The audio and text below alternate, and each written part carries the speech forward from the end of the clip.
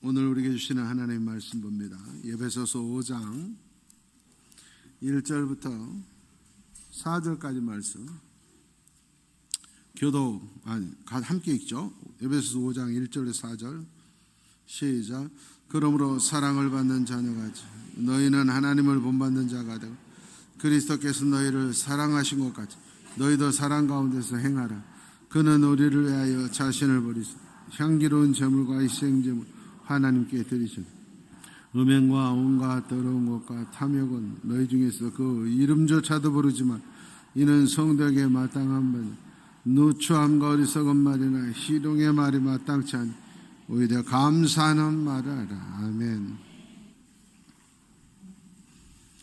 며칠 전 뉴스에 보니까 대한민국에서 가장 영향력 있는 사람에 대한 글이 있었습니다.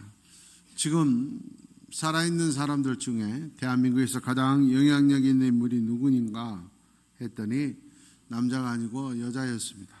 고 이건희 삼성 회장 부인인 홍나희 여사가 그 주인공이었습니다. 보면 우리나라는 이조 시대 때부터 지금까지 전라도와 경상도는 싸우고 살았습니다. 동인, 서인 서로 수백 년을 싸우고 살았는데 어떤 의미에서 보면 또 이 전라도, 경상도가 또 마음을 아프면 또 가장 강력한 힘을. 저도 이번에 그 글을 읽고 처음으로 알았는데 이건희 회장은 경상도지만 홍나희 여사가 전라도더라. 그래서 그 아버지가 딸 이름을 지을 때 라희라고 지은 이유가 전라도의 희망이 되라 해서 라희라 이렇게 지었어요. 그래서 가장 잘 사는 부부가 경상도 남자가 전라도 여자 만나면 제일 잘 산대요. 둘이 이렇게 만나서 사는데 놀랍지 않습니까? 우리나라 최고의 재벌 회장 시아버지 이병철 회장이 가장 그 많은 며느리들, 그 많은 아들 중에서 가장 예뻐하는 사람, 시아버지의 마음을 꽉 잡은 사람. 또 이건희 회장이 보통 사람이 아닌데 그 이건희 회장의 마음을 잡은 여자. 또 아들 3대 재벌 회장 얼마나 힘들겠어요. 여러 가지로 고생 많고 또 번민하고 방황하는 그 아들의 마음을 또 딱 잡은 대단한 여자, 그런 거죠. 그래서 또 삼성전자 지분도 가장 많이 있는 또 여자 중에서 또 최고의 부자기도 한 사람이어서 우리나라에 가장 영향이 있는 인물로 기록된 걸 봤습니다. 수많은 여자가 있지만 이렇게 가장 영향력이 있는 사람이 있는가 하면 어떤 사람은 아무런 영향력이 없는 사람도 있죠. 세상에서만 그런 거 아닙니다. 영적인 세상에서도 마찬가지죠. 하나님께 쓰임받는 사람, 이 세상에 살면서 영향력 있게 사는 사람, 멋진 사람이 있는가 하면 아무런 흔적도 남기지 않는 사람도 있는 거죠. 오늘 성경은 말합니다. 그냥 교회 다니는 것으로 만족하지 말고 하나님께 사랑받는 사람이 되라. 그 많은 며느리 중에서, 그 많은 아들 중에서 하필이면 막내 아들, 여러분 재벌 가문에서 그 유산을 상속권 후계자가 되는 건 상상할 수 없을 만큼 치열한 남투가 되는데 그 중에서 남편을 딱 그 후계자가 되게 만들 얼마나 대단한 여자예요. 그렇게 하나님 앞에서도 마찬가지도 하나님은 모든 사람을 다 똑같이 대하지 않아요. 하나님 앞에 쓰임받는 사람이 있고 쓰임받지 못한 사람이 있어요. 큰 축복을 받는 사람이 있고 근근히 사는 사람도 있다는 거예요. 오늘 성경이 하는 말은 뭐냐? 그냥 적당히 교회 다니다 말라 그러지 않았어요. 사랑받는 사람이 돼요. 그러니까 하나님 앞에 사랑받는 사람. 우리가 쓰임받는 사람 되기 위해서는 어떻게 해야 되느냐? 오늘 본문은 세 가지를 말합니다. 첫 번째가 일단 우리가 유산을 상속받으려면 핏줄이 바뀌어야 되는 거죠. 일단 재벌 가문에서 태어난 것만 해도 몇백억, 몇천억의 주인공이 되잖아요. 근데 육체적으로 이 세상에서 우리가 그 가문의 사람이 될 수는 없잖아요. 육신적으로는. 근데 삼성그룹이 아니라 온 우주의 주인이신 하나님 가문의 아들이, 딸이 되는 영적인 핏줄을 바꿀 수 있는 방법은 하나님이 주셨다는 거예요. 얼마나 놀라운 일이에요. 하나님의 자녀가 되는, 재벌 회장 자녀가 되는 길은 없어요. 그런데 비교할 수 없는 온 우주의 주인 하나님의 자녀가 되는 방법은 주셨다는 거예요. 그게 뭐냐? 거듭나면 된다는 거예요. 얼마나 놀라운 일이에요. 핏줄을 바꿀 수가 있다니까, 영적인 핏줄을. 그러면 일단 유산을 상속받을 수 있는 후보자 중에 한 명이 되는 거예요. 일단 핏줄이 바뀌어야 물려받을 거 아니에요. 아버지 걸 물려받으려면 아들, 딸이 돼야 물려받죠. 아들, 딸이 되는 비결은 뭐냐? 영적인 핏줄이 되는 비결은 뭐냐? 하나님 앞에서 선택받는 자가 돼야 된다. 선택받는 자. 내가 판결하는 게 아니라 하나님 마음에 드는 사람이 돼야 된다. 여러분 그러잖아요. 재벌은 그 아버지 마음이지. 우리가 옆에서 첫째가 나아요, 둘째가 나아요 이런 말 할 자격이 없어요. 회장 마음에 드는 거예요. 성경에도 똑같이 로마서 9장. 여러분 신앙생활 하다가 또 생각이 많은 분들, 하나님이 왜 그러셨을까? 신앙이 뭘까? 이런 고민 있는 분들은 로마서 9장을 좀 많이, 로마서 9장을 한 1000번 읽으면 그런 고민 없어져요. 보면 하나님이 택하신 사람은 먼저 난 이스마엘이 아니다. 하갈의 자손이 아니다. 지금 아들도 못 낳는데 사라에게 아들이 있을 것이다. 얼마나 기가 막혀요? 그 아들이 얼마나 착하냐, 쓸모있냐 그거 보지 않는다. 일단 사라가 낳아야 된다. 일단 13절 보세요. 지금 레베카의 태중에 쌍둥이가 있어요. 일단 태어나서 하는 걸 보고 물려줘야 될 거 아니에요? 첫째가 좋을까 둘째가 좋을까? 근데 하나님은 그렇잖아요. 태중에서부터 아버지는 나는 야곱에게 물려주겠다는 거예요. 이 말은 뭐냐? 내 자격을 심사해 주십시오. 공평 불공평 그런 말 하지 말고 하나님 마음에 드는 사람이 되라. 20절 21절 말씀에는 아니 그런 게 어디 있습니까? 불공평합니다. 능력을 보고 주셔야죠. 내가 이렇게 얼마나 교회에서 봉사하는데 그런 얘기 하지 마라. 우리는 그런 말을 자격이 없다. 왜? 하나님이 창조주고 우리는 피조물이다. 만드는 사람이 이건 휴지통으로 써야지, 이건 귀한 보석함으로 써야지. 그런데 휴지통이 왜 나를 보석함으로 안 써주세요? 그런 말을 자격이 없다. 피조물은 창조자에게 그런 말 하지 말고 하나님 내가 이 귀하게 쓸 물건이 되게 물건으로 사용해 주십시오. 하나님이 사용해 주십시오. 그런 말 해야지. 왜 공평 불공평을 따질 자격은 없다 하는 거죠. 로마서 8장 15절 말씀입니다. 그렇기 때문에 그런 거 공평 불공평 따지 말고 일단 양자가 되라. 일단 미병이 되라. 핏줄을 바꾸라. 쉬운 말로 예수 믿어라. 예수 안 믿으면서 공평 불공평 아무 소용없다는 거예요. 예수 믿어야 된다. 아니 교회 다니는 사람들이 더 형편없는데 그런 말 하지 마. 하나님은 더 형편없어도 교회 다니는 사람을, 예수 믿는 사람을, 예배하는 자를 더 이뻐하신다고, 더 복 주신다는 거예요. 이들만 나한테 아버지라고 했었다. 아무리 거룩하고 도덕적으로 훌륭해도 예수 안 믿는 핏줄이 안 박힌 사람은 아버지라고 부를 수 없다는 거예요. 그러면 어떻게 해야 내가 핏줄이 바뀔 수 있을까요? 로마서 10장 9절 말씀. 입과 마음만 관리하면 된다. 입과 마음만 관리하면 된다. 우리의 입으로 예수님은 나의 구주십니다. 찬송할 수 있어야 되고 아멘할 수 있어야 된다는 거예요. 이 입이 바뀌어야 돼. 입이 바뀌어야 핏줄이 바뀐다. 또 마음이 바뀌어야 된다. 예수님이 나를 천국으로 인도할 수 있는 유일한 분이구나, 유일한 나의 구원자라는 게 믿어져야 된다. 입으로 시인하고 마음으로 믿어지면 영적 핏줄은 바뀌어지고 우리는 하나님을 아버지라고 부를 수 있는 후계자가 될 수 있는 기본 자격이 갖추어진다. 그래서 길은 오직 영적 핏줄이 바뀌어서 로얄 패밀리가 하나님 앞에 왕 같은 제사장의 가문이 되는 건 뭐냐? 예수 믿어야 된다는 거예요. 예수님이 구원자는 게 믿어져야 된다는 거예요. 사도행전 16장 31절 말씀. 다른 길은 없어요. 예수를 믿어라. 그래야 구원받는다는 거예요. 천국에 가는 길은 예수 믿는 것밖에 없다. 내 영적 핏줄이 바뀌어지는 건 예수 믿는 것밖에 없다. 우리가 다 아는 요한복음 3장 16절 말씀 다 압니다. 예수 믿으면 구원받을 수 있다. 누구든지 이건 다 알아요. 예수 믿으면 천국 간다. 다 알아요. 그런데 17절 말씀. 하나님이 세상의 사람들을 만드실 때는 지옥 가기를 바라는 사람 한 명도 없다. 다 예수 믿고 구원받게 하기 위해서 하나님이 만드셨다. 18절 봅니다. 그래서 믿으면 된다. 믿으면 지옥 가지 않고 천국 간다. 그런데 사람들이 안 믿고 지옥 가면서 불평할 수는 없다는 거예요.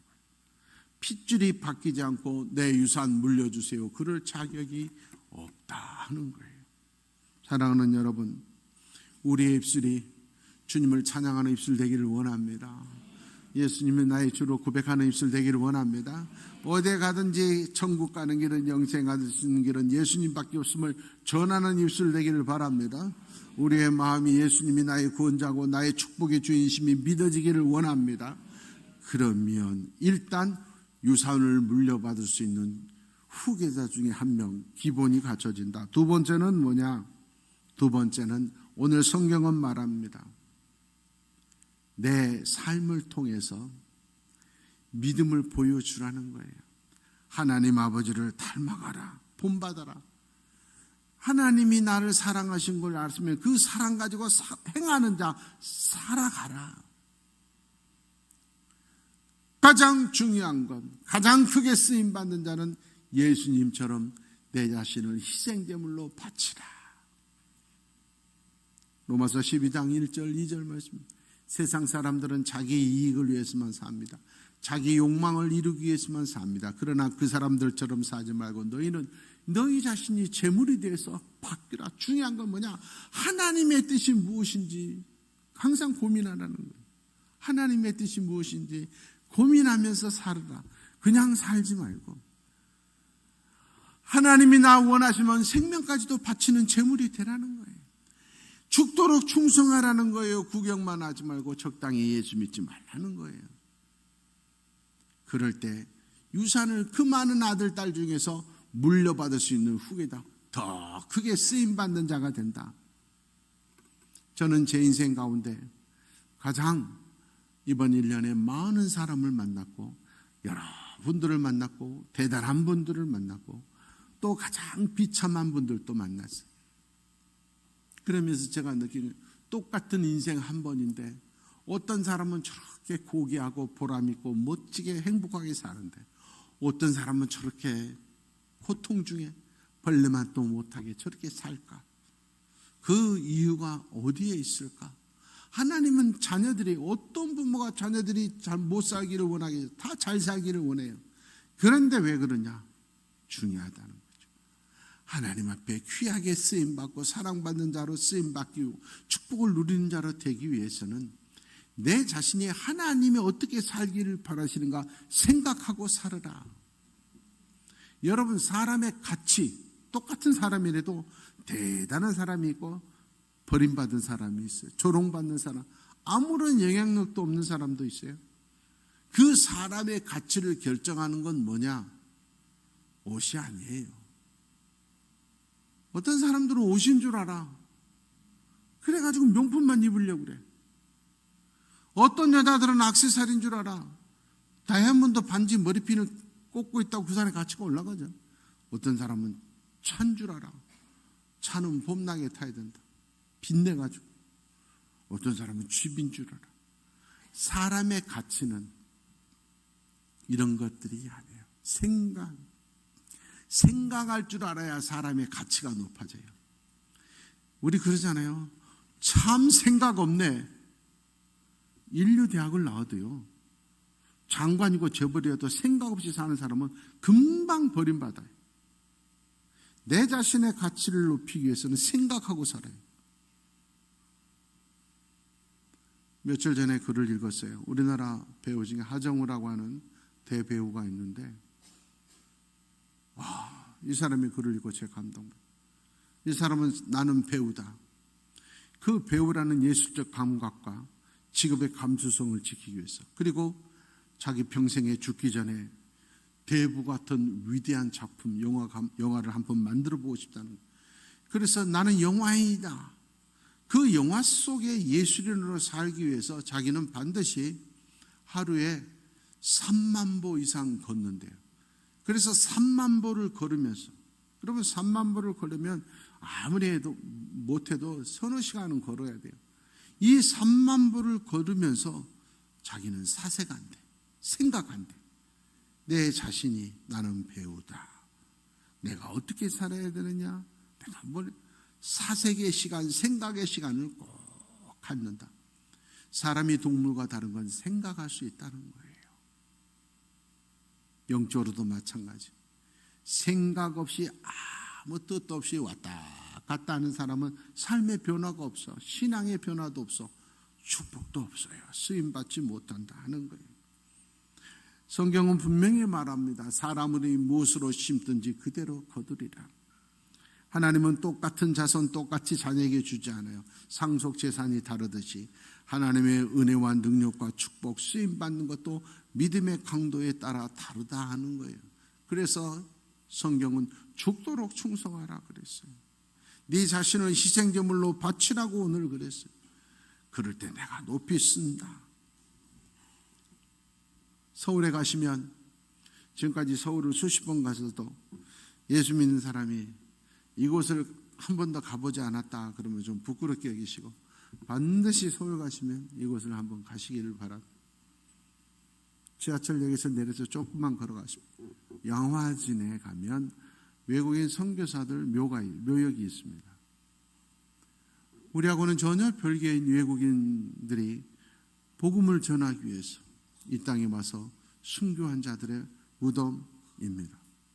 그곳을 쭉 지나가면서 거기에 써진 묘비, 비석에 써진 글자만 보고 생각을 해도 인생이 달라져요. 성도로서 가치가 달라져요. 두 사람의 묘비만 소개하려고 합니다. 영국엔 헐버트 선교사님의 묘비에 이렇게 써져 있어요. 나는 웨스트민스터 사원보다 한국 땅에 묻히기를 원한다. 이건 좀 전 이해가 있어야 감동이 돼. 그렇잖아요. 뭐든지 인생은 아는 만큼 보이고 아는 만큼 들려요. 응? 관심이 있는 것만큼 보이는 거예요. 영국에 가면 이 글귀가 뭔지를 알게 되면 영국을 한번 갔다 와야 돼. 영국에 가면 웨스트민스터 사원이 있어요. 영국의 상징이잖아요. 그 근처에 다 모여 있어요. 영국 국회의사당도 있고 다 모여 있어요. 웨스트민스터 사원에 들어가면 지하가 무덤이에요. 무덤. 지하에 들어가면. 근데 누구의 무덤이냐? 영국의 역대 왕들, 그리고 세계 속에 영국을 빛난 사람들의 무덤이 그 지하에 있어. 쭉 둘러보면 돼 있어요. 대단한 분들 유골이 묻혀있는 관이 다 있어 거기에. 제가 거기를 쭉 둘러보면서 감동받았던 거예요. 그 무덤들 중에서 제일 넓게 땅을 차지하고 있는 사람이 누굴까 봤더니 리빙스턴이에요. 우리나라 같으면 유명한 왕이나 뭐 이런 사람일 줄 알았더니 개척에 항상, 그래서 영국이 개척 정신 해가 지지 않는 나라, 리빙스턴이 제일 크게 이렇게 복번했죠. 그리고 더 크게 불을 피워놓고 탁 되어 있는 건 영국을 위해서 희생된 이름 없는 용사들, 이름 없는 사람. 이 이름 있는 사람들 중에서는 바닥에 리빙스턴이 제일 커요. 다른 말로 하면 영국 사람들은 자기의 이름이, 자기 묘가, 관이 웨스트민스터 사원에 묻히면 그 사람은 최고의 사람인 거예요. 그런데 헐버트 선교사는 내가 웨스트민스터 사원에 묻힐 만큼 위대한 사람이 되는 것보다도 복음을 전하다가 한국에 묻히는 게 더 좋다는 거예요. 그만큼 한국을 사랑하고 복음을 전하는 것을 귀하게 여겼다. 우리가 아무 상관도 없는 사람. 25살 꽃다운 나이에 처녀의 몸으로 순교한 루비 캔드렉이라는 선교사의 묘비는 이렇게 써졌습니다.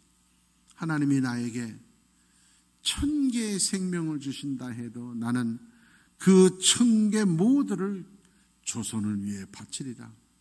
즉 하나님이 나에게 생명을 1000번, 너 인생 1000번 살게 해주더라도 그 1000번 다 한국에 와서 복음 전하다 죽겠다.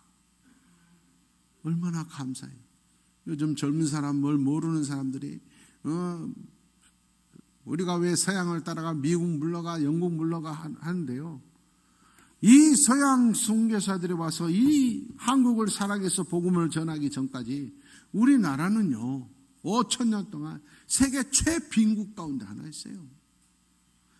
여자와 어린아이들은 사람 취급을 못 받았어요. 교육도 안 시켰어요. 그때 선교사들이 와서 하나님이 얼마나 여성을 사랑하는 줄 아냐. 예수님 끝까지 동력자들은 여자들이었다. 예수님이 얼마나 어린아이를 사랑했는 줄 아냐. 그 전까지는 애들은 가라 이랬어요. 우리나라가. 기독교가 들어와서 어린 애들이 아니다. 어린 존재, 어린 존재다 해서 어린이라는 말을 만들고 어린아이들을 교육시키는 게 귀중한 일이다. 얼마나 소중한 일이냐. 양반들 고래등 같은 서원 짓는 것보다 학교를 지어야 한다. 이런 선교사들의 순교와 한국을 사랑하는 마음이 있었기 때문에 오늘 우리가 여러분이 하나님이라면 우리와는 전혀 무관해도 한국을 사랑해서 목숨 걸고 복음 전하다 이 땅에 묻힌 이들에게 더 축복 주시겠습니까? 대한민국 사람이면서도 자기밖에 모르고 자기 식구들만 잘 먹고 잘 살려고 하다가 끝나는 사람을 더 복 주시겠습니까?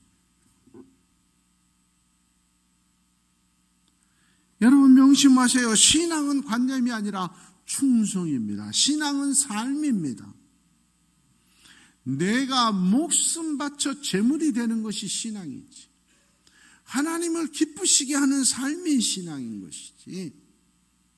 내 뜻을 관철하기 위해서 하나님을 이용하는 것이 신앙이에요.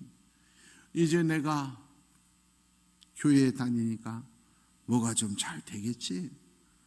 내가 열심히 새벽기도 하니까 복 주세요. 그게 아니라 내 생명 바쳐서 어떻게 하면 하나님을 기쁘시게 해줄까? 하나님의 뜻이 뭘까? 이걸 고민하면서 모든 걸 들여서 내 건강과 내 시간과 물질과 내 지위, 내 힘 모든 걸 바쳐서 드렸더니 하나님이 복을 주시더라. 이 순서가 바뀌면 안 돼요. 순서가 얼마나 중요한지 아세요? 천국을 먼저 가야지 지옥 갔다가 갈래요. 그러면 못 간다니까. 한 번 정하는 것이 우리의 운명을 결정하는 것이고 영혼을 결정합니다. 하나님 앞에서 구경꾼으로 또 적당히 신앙생활로 끝나는 것이 아니라 너무너무 하나님이 기뻐하셔서 하루의 삶을 어떻게 하면 하나님이 기뻐하시는 삶을 살까 생각하고 고민해서 하나님이 사랑하는 내 아들 내 딸아 네가 원하는 게 뭐냐. 주님이 먼저 물어오는 자가 되기를 원합니다. 내가 부르짖다가 원망하다가 불평하다가 끝나는 삶이 아니라 주님이 먼저 물어보는 사람. 이렇게 사랑받는 자가 되시기를 축원합니다. 마지막으로 오늘 성경은 말합니다. 하나님께 사랑받는 자, 쓰임받는 자는 어떤 사람이냐? 오늘 성경은 감사하는 말을 하라. 여러분, 아이고 목사님 감사할 일이 없어요. 이런 분들 많아요. 감사할 일이, 잘 들으세요. 감사할 일이 없어서, 감사할 조건이 없어서 감사를 못하는 것이 아니라 깨닫지 못해서 감사가 안 나오는 거예요. 하나님이 주시는 게 얼마나 많은데 주신 건 안 보이고 영의 눈이 감겨서 없는 것만 바라보니까 감사가 없는 거예요. 불평불만이 있는 거예요.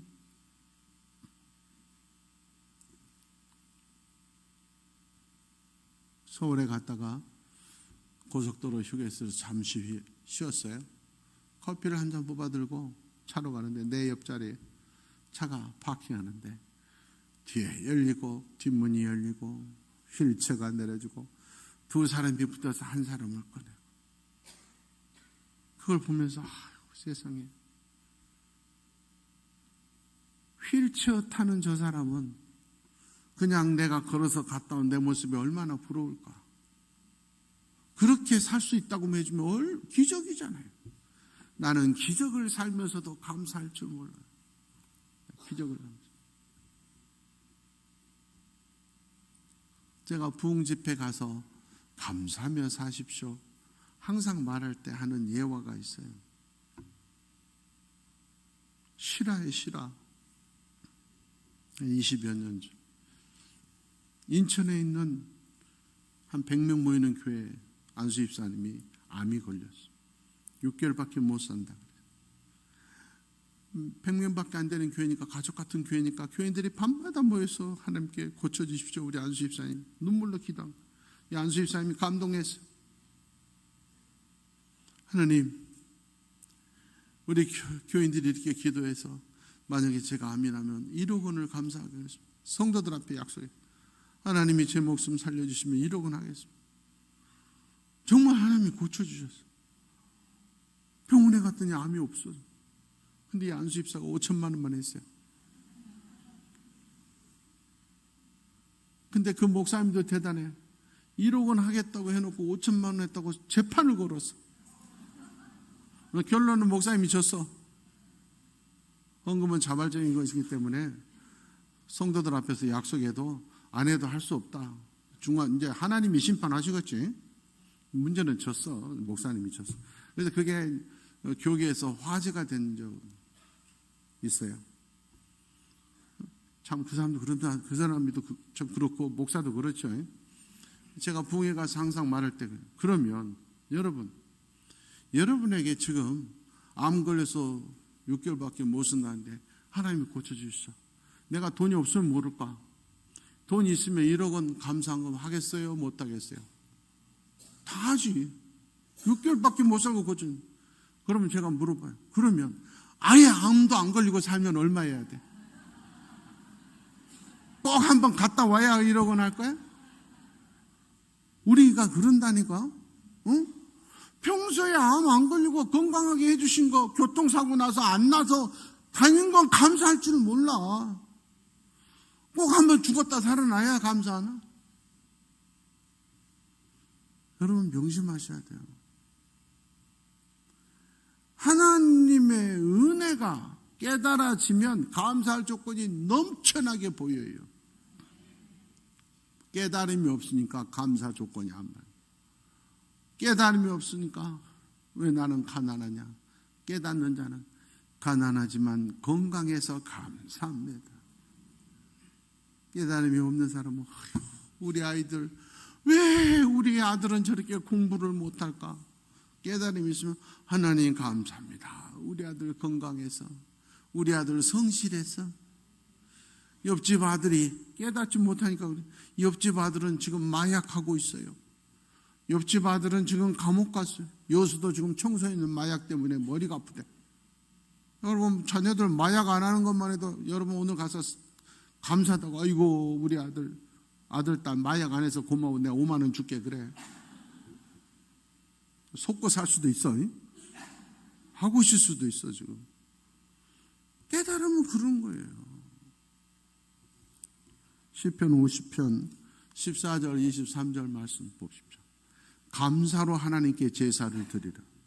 신말나면 제사 예배 드리러 갈 때는 감사의 마음을 먼저 가지고 가야 돼. 예배하러 오면서 불평불만 가지고 나오면 예배 하나님이 안 받아. 감사로 예배를 드리는 자 하나님을 영화롭게 하는 자고 하나님의 구원, 하나님의 능력, 하나님의 축복을 보여준다. 감사하는 마음으로 해야 돼. 아이고, 이 교회는 이렇게 계단이 많냐 이러면 소용없다니까. 항상 감사의 조건을 가지고 예배하는 자가 되기를 축원합니다. 시편 100편 4절 말씀이에요. 감사함으로 그의 문에 들어가라. 감사가 하나님의 전에 들어가는 문이 열리게 하는 열쇠입니다. 감사가 축복의 문을 여는 열쇠입니다. 감사가 문제 해결을 하는 열쇠입니다. 항상 감사하십시오. 시편 136편 1절 말씀. 여러분 의심하지 마십시오. 오직 감사만 하십시오. 하나님은 사랑이십니다. 그 하나님은 선하십니다. 그분이 나를 가장 사랑하십니다. 나를 사랑하면서 왜 나에게 이런 고통을 주십니까? 원망하지 마십시오. 이유가 있습니다. 더 큰 축복을 주시기 위해서, 더 큰 그릇을 만들기 위해서. 주인이 나무에 가위질을 해서 잘라내는 건 나무를 죽이려는 것이 아니라 더 좋은 열매를 맺고 더 아름답게 키우기 위해서 자르는 거예요. 우리 집에 포도나무가 심겨져 있어요. 근데 탐스러운 우리 파는 탐스러운 포도송이 한 번도 열린 적 없어요. 알맹이 몇 개 있다가 끝나. 제가 물어봤어. 왜 우리 집 포도는 이런 한 번도 안 열고 맨날 이런 거면. 그랬더니 우리 권사님 한 분이 그러시더라고. 그거 잘라줘야 됩니다. 씌워줘야 됩니다. 씌워준데 왜 지금 깝깝하게 왜 나를 이렇게 숨도 못 쉬게 씌우냐고 그러지 마십시오. 그 순간 알맹이가 축복의 열매가 커가고 있어요. 감사하시기를 바랍니다. 시편 136편 1절 말씀 보십시오.